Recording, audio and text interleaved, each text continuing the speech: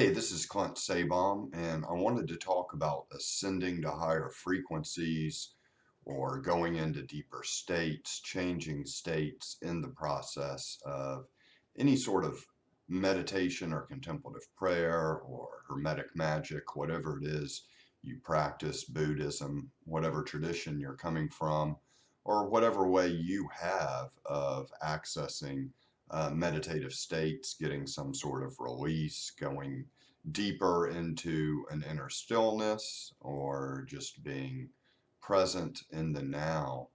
I think one of the difficult things for me when I first started shifting consciousness is it was such a big deal at first. I was very amazed. It was just wondrous and magical. And, at first, and it's the same with, using drugs to do it. I mean, if you're using LSD or psilocybin, or not, or you're just going into a meditative state without it, I think either way, a lot of times at first you start having visions. And I think sometimes the visions are caused by a sudden shift in state. But once that state, that new higher state becomes more regular, more familiar, maybe the visions aren't there. You've adjusted your kind of earth presence to the higher frequency. So you're really just kind of in the here now, even though kinesthetically you may be, uh, feeling the shift in gears, so to speak. And you may be seeing, and things may slightly shift in terms of colors may get more colorful and, tints and hues may kind of change, but you may not be having those kind of mystical visions flashing on your inner screen. I think sometimes that happens when there's just this sudden transition into states. And sometimes it's not always visual too. Sometimes it could be just this big kinesthetic feeling, this huge release. But as you get used to living in a more relaxed state, as that release becomes more integrated and you no longer feel quite as heavy and perhaps you feel lighter day to day, those big shifts aren't happening once the new state gets familiar. So, I mean, in a sense, it could be, you could run the risk of getting in the danger of almost addiction to release or shifting in consciousness.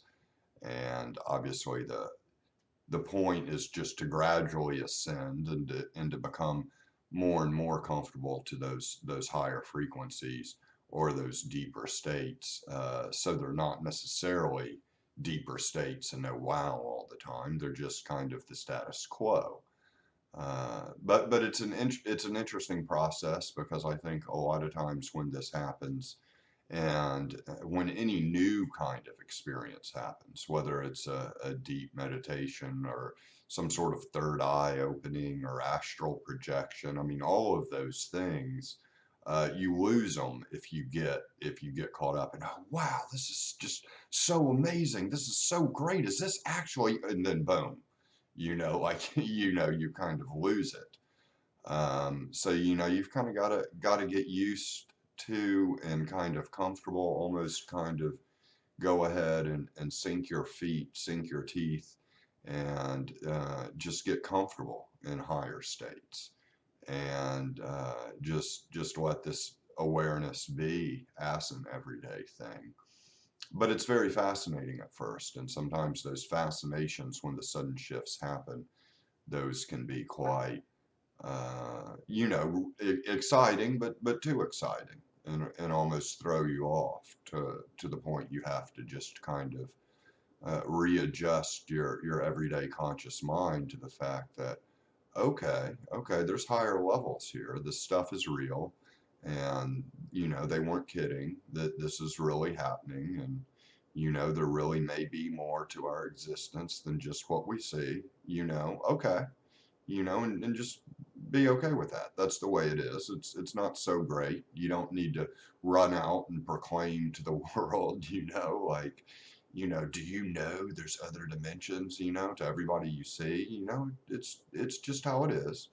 And so just keep going and enjoy it and get used to it, and that's kind of what I've had to do. And as you go into higher frequencies and deeper states, I think some of these things, like for those of you that follow this channel and like initiation into hermetics and maybe work in hermeticism or magic, I think once you get more comfortable with those higher states, a lot of this kind of magical or ceremonial magic, these kinds of rituals become much easier to do, because it's not so wow anymore. It's not so holy cow and fantastic. It's just kind of what you're used to day to day.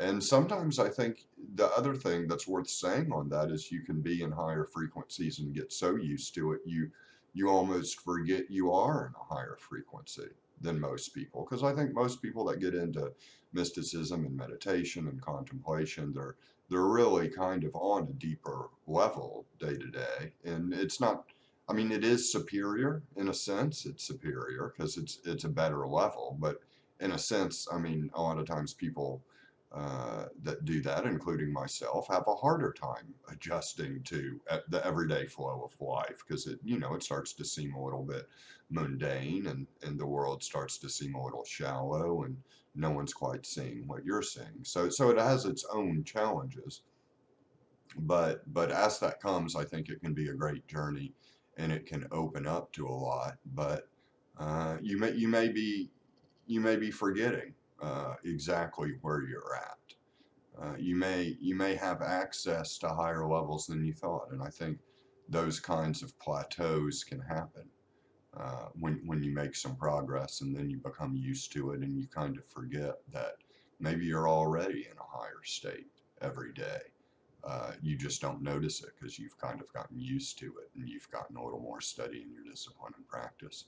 So those are just thoughts to kind of keep in mind about our own consciousness, our own self-awareness, and realizing where our own presence is, because there's so many different levels, and there's so many different shifts that can or cannot happen.